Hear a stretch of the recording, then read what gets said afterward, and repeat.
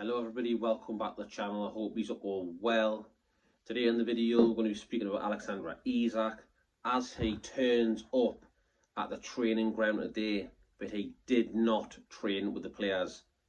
We'll get more into that in a moment in time. Also, there's a few transfers in and out. We know Sesko favours Man United, we'll talk a bit about that. And also Dubravka looks like he's off to Burnley. And also, last but not least, Newcastle United are in talks with AC Milan over their central defender.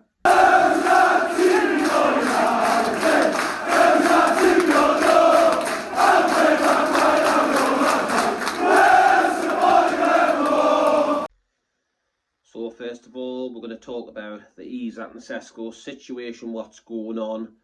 We know this afternoon that Manchester United are very, very close to basically getting this deal of for Sesko. He wants to join them, even though Newcastle United paid €5 million more and apparently offered him more wages.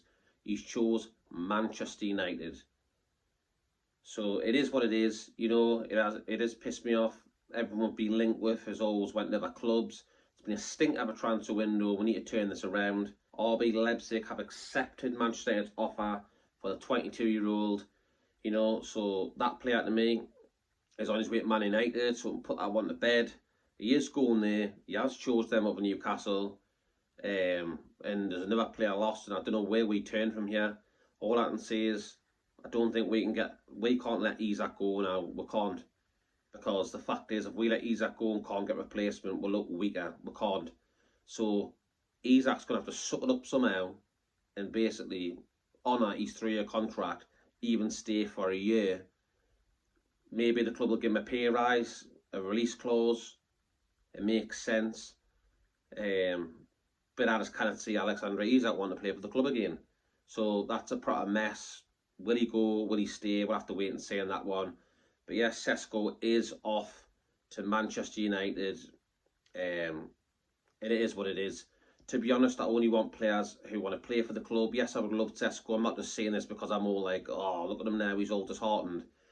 I only want players who want to play for us, like Wizard. Wizard's clamming to play for us. He sees the beautiful project and how good the club is and the team and where we are now. You know, Eddie Howe, fantastic manager. He always improves players. Wizard coming in, I think, would be great. But you've got to remember, Wizard isn't Isak's replacement. It's Callum Wilson's. So yeah, hopefully we'll get Wizard in. There's also news tonight that we might be going for John McGinn from Aston Villa. There's rumours about that one kicking about. To be honest, I'd have McGinn. Like, I think he's quality. He's solid, hardly ever injured. He's a professional. He's a really good player. He's got Champions League experience for Villa. I think McGinn will be a massive upgrade at Longstaff. And for him to come off the bench for like Joe Linton or something, I think that'd be great for the club. So there's another one to look out for, and if any more news comes on that one, we'll make a video about it. So there's lots of stuff that Newcastle United can be doing. There's still time to revive our transfer window. If we can sign some players in the end, in a top striker, and if Isak does go, we're going to spend a bit more money and get like players in. I think we can resolve it. It needs resolved now. You can't be leaving it a rot. It's got to be done now. And yeah, we'll just have to fingers crossed that we can get this sorted. Either way, Isak stays for a year, or if he goes, we'll get the money and reinvest it straight away. But we have to start getting these over the line, and hopefully no one else comes and creeps in and basically steals our players. And that's a fact. So yeah. So then Alexander Isak did turn up at the training ground today. Alexander Isak did turn up at the training ground today. He came, you saw his car go past into the gates. He had a hood up. Probably in case the media snapped him or something like that. So he had his hood up, he went in. Apparently the players were there with the families, with the staff, having a family gathering like it do with food and games. But Isak was excluded, and rightly so. Eddie Howe says, you're not coming here, no thank you, you're not getting involved. If you treat the club like dirt, you're not getting involved. You've got to be punished. And he's put his foot down, and rightly so. And it goes on to say, Craig Hope put on, Eddie Howe stands firm in Alexander Isak's conduct after excluding him from the training and family day. Howe told Mail Sport on Sunday no player can expect to act poorly and train with group as normal. You have to earn the right. We are Newcastle United. So Eddie Howe has put a statement in there, and I think he's correct. You got to punish him, because the way he's been going on, he's went AWOL, didn't go to the pre-season in Asia. He basically went to Spain, his old club, Real Sociedad, to train there with his team. Eddie Howe didn't have a clue, because he said in the press conference that he heard it on the media, so obviously no one he didn't inform him, so it's disrespectful. So it's rightly so that you are not invited to this party, whatever it is, this gathering. You are not invited here because of your actions. Simple as that.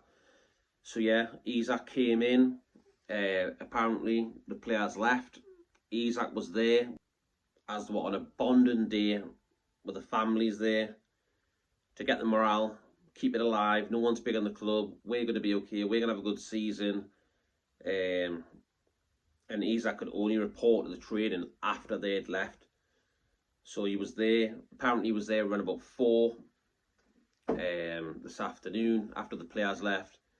Stayed, had a chat with Eddie Howe. Eddie Howe left first, and then Isak left about an hour or something after that. That's the reports coming out. So that's what happened. Do I think Isak will stay? No, I think it's a right mess. But like I said before, we need to sort this out. It's absolute shambles. We need a CEO.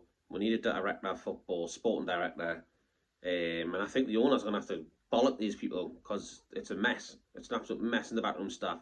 Like I said before, since Staveley and Gadusi left, it was like we had a connection. They were us, and they were like telling us stuff and keeping us in the loop. Now we don't hear nothing. We don't hear nothing. There's been friction between Eddie Howe and Mitchell. Mitchell left. Eddie Gardner from Ashworth left from Manchester United. Staveley and Gadusi left, and it's just been a mess. It's been an absolute mess. There's too much on Eddie Howe. Yeah, he's doing everything. He's doing absolute everything, Eddie Howe. You know, he's got to look for players, do this, do that, do the training. He must be absolutely knackered. You know what I mean? They need backroom staff in to give him a hand. You know, CEO, sporting director, get them in, and get people looking around the world for gems, and then say, Eddie, I found this player. There you go. How much is he? 10 million, 17-year-old Brazilian, get him in, looks class. We need somebody who's going to pick these gems out and bring them to the club. But at the moment, we've just got no CEO, no sporting director. It's an absolute mess. The club is a mess. This transfer window is a mess. It's been an absolute disaster. And I just hope they can turn it around and get some players in over the line, because Premier League starts in about 10 days. And now I've got Langa and Ramsdale. Langa's a very good signing. And now it's like he gets just forgotten about, because we're so stressed about the other transfers failing that we just like forget about that. We've got to realise we've got an outstanding player who had 20 assists last season. 20 assists in 2 seasons.